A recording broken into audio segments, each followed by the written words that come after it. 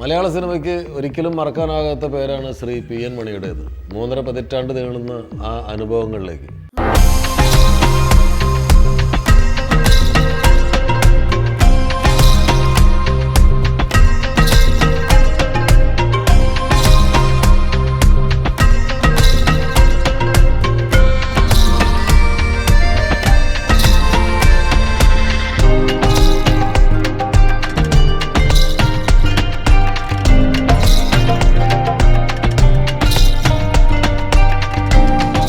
ആയിരത്തി 1972 നെല്ല് എന്ന രാമുകാരിയായിട്ട് ചിത്രത്തിലൂടെ മലയാള സിനിമയിൽ മേക്കപ്പ് മാനായി കരിയർ ആരംഭിച്ച ശ്രീ പി എൻ മണി അദ്ദേഹമാണ് ഇന്ന് നമ്മളോടൊപ്പം ഉള്ളത്. അദ്ദേഹത്തിൻ്റെ സുദീർഘമായ കരിയറിലെ രസകരമായ അനുഭവങ്ങളെക്കുറിച്ചൊക്കെ നമുക്ക് ചോദിച്ചറിയാം. നമസ്കാരം. നമസ്കാരം. ഏത് വർഷമാണ് വന്നത് സിനിമ? അത് 1969 ജൂലൈ മാസത്തിലാണ് ഞാനിവിടെ മദ്രാസിലെത്തിയത്. എല്ലാ കലാകാരന്മാർക്കും തോന്നുന്നത് പോലെ ചെറുപ്പം മുതലുള്ള ആഗ്രഹമായിരുന്നു എൻ്റേത് സിനിമയിൽ എത്തണം എന്നുള്ളത്. അപ്പോൾ അങ്ങനെ ഈ കാര്യങ്ങൾ ഞാൻ പ്രീ ഡിഗ്രിക്ക് SNM ജൂനിയർ കോളേജിൽ പഠിച്ചുകൊണ്ടിരിക്കുന്ന സമയത്ത് മല്യങ്കര ഈ സിനിമയെക്കുറിച്ച് നമ്മളെല്ലാ കാര്യങ്ങളും സിനിമ തിയേറ്റേഴ്സിൻ്റെ എണ്ണങ്ങൾ കുറവാണ്. സിനിമാ താരങ്ങൾ നമ്മൾ പൊന്നുപോലെ കാണുന്ന ആൾക്കാരാണ്. നക്ഷത്രങ്ങളെ കാണുന്ന പോലെയാണ് അവർ കാണുന്നത്. ആക്ച്വലി ഒരു നക്ഷത്രങ്ങളാണല്ലോ. അപ്പോൾ അങ്ങനെ ഇരിക്കുന്ന സമയത്ത് എന്തെന്ന് പറഞ്ഞാൽ എൻ്റെ ഈ ആഗ്രഹം വർദ്ധിച്ച് സിനിമയിൽ തന്നെ എത്തണം എന്നൊരു ആഗ്രഹത്തിലേക്ക് എത്തി. അപ്പോൾ ഞാൻ ഈ കാര്യത്തെപ്പറ്റി പലരോട് അന്വേഷിച്ച സമയത്ത് ശബരിമല ശ്രീ ധർമ്മശാസ്ത്ര എന്ന പടം പ്രൊഡ്യൂസ് ചെയ്ത ശ്രീ രാമൻകുട്ടി നായർ, അദ്ദേഹം വടക്കം പറവൂരുള്ളതാണ്. എൻ്റെ വീട് എടവനക്കാട്. അതെ, സിദ്ദിഖിൻ്റെ എടവനക്കാട്. അപ്പോൾ ഞങ്ങളെപ്പോഴും ഞാൻ ഈ മാല്യങ്കര കോളേജിൽ നിന്ന് വരുന്ന പറവൂർ വഴിയാണ്. അപ്പോൾ എല്ലാ ദിവസവും വൈകിട്ടും ഞാൻ അദ്ദേഹത്തിൻ്റെ വീട്ടിൽ പോയി രാംകുട്ടിയേട്ടൻ എത്തിയിട്ടുണ്ടോ എന്നൊരു അന്വേഷണം നടത്തുമായിരുന്നു. അങ്ങനെ ഒരു ദിവസം ചെന്നപ്പോൾ അദ്ദേഹം പറഞ്ഞു, ഇങ്ങനെ അദ്ദേഹത്തിൻ്റെ അളിയൻ കുമാരൻ നായർ എന്നോട് പറഞ്ഞു, ഇങ്ങനെ അദ്ദേഹം വന്നിട്ടുണ്ട്, അപ്പോൾ കാണാൻ സൗകര്യമുണ്ടെന്ന് പറഞ്ഞപ്പോൾ ഞാൻ അദ്ദേഹത്തെ കാണാൻ വീട്ടിൽ ചെന്നു. അങ്ങനെ ഓരോരോ കാര്യങ്ങൾ സംസാരിച്ചിരുന്നു. ഞാൻ എൻ്റെ അപേക്ഷ അദ്ദേഹത്തിൻ്റെ മുമ്പിലേക്ക് നീട്ടി. ഞാൻ പറഞ്ഞു, ഇതുവരെ സാർ ഇതുപോലെ എൻ്റെ ആഗ്രഹം ചെറുപ്പം മുതലുള്ളതാണ്. സാർ ഈ ഫീൽഡിൽ വളരെ വർഷങ്ങളായിട്ടുള്ളൊരു വ്യക്തിയാണല്ലോ. അപ്പോൾ എനിക്കും എന്തെങ്കിലും ചാൻസ് കിട്ടിയേ കൊള്ളുന്നൊരാഗ്രഹം മനസ്സിലുണ്ട്, അതുകൊണ്ട് എന്നെ സഹായിക്കണം എന്ന് പറഞ്ഞ ആദ്യത്തെ അഭ്യർത്ഥന അദ്ദേഹം സ്വീകരിച്ചു എന്നുള്ളതാണ്. ഏകദേശം എൻ്റെ പ്രീ ഡിഗ്രി സെക്കൻഡ് ഇയർ കഴിഞ്ഞപ്പോൾ തന്നെ അദ്ദേഹം ഒരു പ്ലാൻ ഇട്ടിട്ട് നമുക്ക് രണ്ടുപേർക്ക് ഒരുമിച്ച് മദ്രാസിലേക്ക് പോകാൻ വിചാരിച്ചിട്ട് രാംകുട്ടിയേട്ടനാണ് എന്നെ മദ്രാസിലേക്ക് കൊണ്ടുവന്നത്. ഇത് കഴിഞ്ഞിട്ട് അധികം താമസിയാതെ തന്നെ ശബരിമല ധർമ്മശാസ്ത്ര ആരംഭിച്ചു. എം കൃഷ്ണൻ നായർ സാറായിരുന്നു ഒരു ഡയറക്ടർ. അപ്പോൾ അങ്ങനെ പടത്തിൻ്റെ ജോലികൾ ആരംഭിക്കുന്ന സമയത്ത് തന്നെ ബിച്ചു തിരുമല, മോഹൻ ജേക്കബ് ഇങ്ങനെ പ്രധാന വ്യക്തികളായിട്ട് വന്ന് ഞങ്ങൾ ഒരുമിച്ച് താമസിക്കാനുള്ള സൗകര്യം കിട്ടി. CRK ചേട്ടൻ്റെ കൂടെ ഞങ്ങൾ താമസം തുടങ്ങി. പടം ആരംഭിച്ചു. ഈ പടത്തിൻ്റെ അപ്പോൾ എൻ്റെ ഏറ്റവും ആഗ്രഹം മേക്കപ്പ് തന്നെയാണ്. അപ്പോൾ ഉടനെ നമ്മളിപ്പോൾ ഏറ്റവും സീനിയർ മോസ്റ്റായ ഒരു രാമുവേട്ടൻ ഉണ്ടായിരുന്നു. അദ്ദേഹം വളരെ സീനിയറാണ്. MN നമ്പീർ സാറിൻ്റെ മേക്കപ്പ് മാനായിരുന്നു. അപ്പോൾ ശബരിമല ധർമ്മശാസ്താവിൻ്റെ വർക്ക് അദ്ദേഹമായിരുന്നു. അദ്ദേഹത്തെ കൊണ്ടൊന്ന് പരിചയപ്പെടുത്തുന്നത് എൻ്റെ ഒരു പയ്യനാണ്, നിങ്ങൾ വേണ്ട വിധത്തിൽ നോക്കണമെന്ന് പറഞ്ഞ ഒരു കാര്യങ്ങൾ നടത്തി. അങ്ങനെ അദ്ദേഹത്തിൻ്റെ കൂടെ ശിഷ്യത്വം സ്വീകരിച്ച് കാല് തൊട്ട് വന്നിച്ചു. അവിടെ മുതൽ ആരംഭിച്ചതാണ് യാത്ര.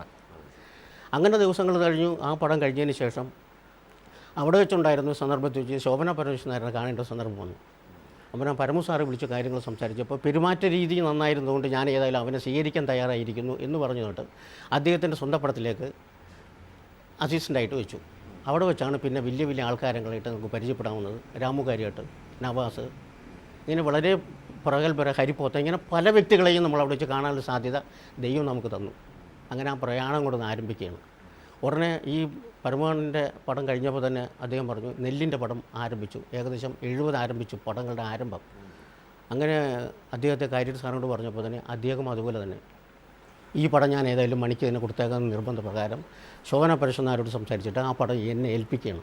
അതൊരു വലിയ ഭാഗ്യമാണ്. രാമുകാരിയേട്ടനെ പോലൊരു മഹാനായ സംവിധായകന്റെ സിനിമയിലാണ് തുടക്കം എന്ന് പറയുന്നത് തന്നെ വലിയൊരു സത്യം തന്നെയാണ്.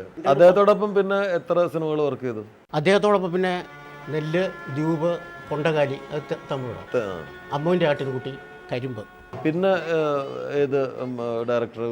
രാമുകാരിയേട്ടൻ്റെ കൂടെ ഡയറക്ടറിന് ശേഷം പിന്നെയാണെന്ന് പറയുന്നത് KG ജോർജ്. ആ സമയത്താണ് പുള്ളിക്കാരൻ അവിടെ നിന്ന് ഇൻസ്റ്റിറ്റ്യൂട്ടിൽ നിന്ന് പാസ്സായി വന്നൊരു സമയം. അപ്പോൾ നെല്ലിൻ്റെ അസോസിയേറ്റ് ഡയറക്ടർ KG ജോർജ് ആയിരുന്നു. അതിനുശേഷമാണ് സ്വപ്നാടനം എന്ന പടം ജോർജേട്ടൻ ഡയറക്റ്റ് ചെയ്യാൻ തീരുമാനിച്ചതനുസരിച്ച് അദ്ദേഹത്തിനോട് കൂടി ആ പടം പിന്നെ അങ്ങനെ ജോർജേട്ടൻ്റെ എല്ലാ പടങ്ങളും യവനികയൊക്കെ വർക്ക് ചെയ്തു. യവനിക, ജോർജേട്ടൻ്റെ എല്ലാ പടങ്ങളും ഞാൻ തന്നെയായിരുന്നു. പിന്നെ അവസാനം പി എൻ മണി ആദ്യ സിനിമയിൽ എൻ്റെ കൂടെയുണ്ട്. അത് കഴിഞ്ഞ് ഞാൻ എടുത്തിട്ടുള്ള ഏറ്റവും പ്രധാനപ്പെട്ട പടങ്ങളെല്ലാം മണി മേക്കപ്പ് മാനാണ്. എങ്ങനെ അദ്ദേഹം വന്നു എന്ന് ചോദിച്ചു കഴിഞ്ഞാൽ മദ്രാസിലാണല്ലോ ഞങ്ങൾ തുടക്കം. മദ്രാസ് വെച്ച് നമുക്ക് ഏറ്റവും പ്രിയപ്പെട്ട ആളെന്ന് പറയുന്നത്, പ്രിയപ്പെട്ട ആൾ മാത്രമല്ല ഏറ്റവും പ്രധാനപ്പെട്ട ആളെന്ന് പറയുന്നത് അതിൻ്റെ പ്രൊഡക്ഷൻ മാനേജർ ലത്തീഫായിരുന്നു. അപ്പോൾ ലത്തീഫാണ് അതിനകത്ത് പ്രധാനപ്പെട്ട സാങ്കേതിക വിദഗ്ധന്മാരെ എല്ലാം കൊണ്ടുവന്നത്. ആ കൂട്ടത്തിൽ മദ്രാസിൽ ഓൾമോസ്റ്റ് അൺനോൺ ആളായിരുന്നു പി.എൻ. മണി എന്ന് പറയുന്നത്. മദ്രാസിൽ വന്ന് താമസിക്കുന്ന മലയാളികൾ അപൂർവം ചില ആൾക്കാരുള്ളവരാണ്, പക്ഷേ മേക്കപ്പ് ചെയ്യുന്ന ആളാണെന്നും അന്ന് അസിസ്റ്റൻ്റൊക്കെ ആയിരുന്നു. അസിസ്റ്റൻ്റാണോ എന്നൊന്നും ഓർമ്മയില്ല, പക്ഷേ എൻ്റെ ആദ്യമായിട്ട് മേക്കപ്പ് ചെയ്യുന്ന അദ്ദേഹമാണ്. അദ്ദേഹം ഞങ്ങളെന്ന് പറഞ്ഞാൽ പ്രത്യേകിച്ച് ഇൻസ്റ്റിറ്റ്യൂട്ടിൽ നിന്ന് ഞങ്ങളൊക്കെ എന്ന് പറഞ്ഞു കഴിഞ്ഞാൽ ഏറ്റവും കുറച്ച് മേക്കപ്പ് ചെയ്യുക, മേക്കപ്പ് എന്ന് പറഞ്ഞാൽ അറിയരുത് എന്ന് വിശ്വസിക്കുന്ന ആൾക്കാരായിരുന്നു ഞങ്ങൾ. ആ രീതിയിലുള്ള മേക്കപ്പാണ് നമുക്ക് വേണ്ടതെന്ന് ലത്തീഫിനോട് പറയുകയും അങ്ങനെ ഒരാളെ ഞാൻ കണ്ടുപിടിക്കാമെന്ന് പറഞ്ഞിട്ടുണ്ട്.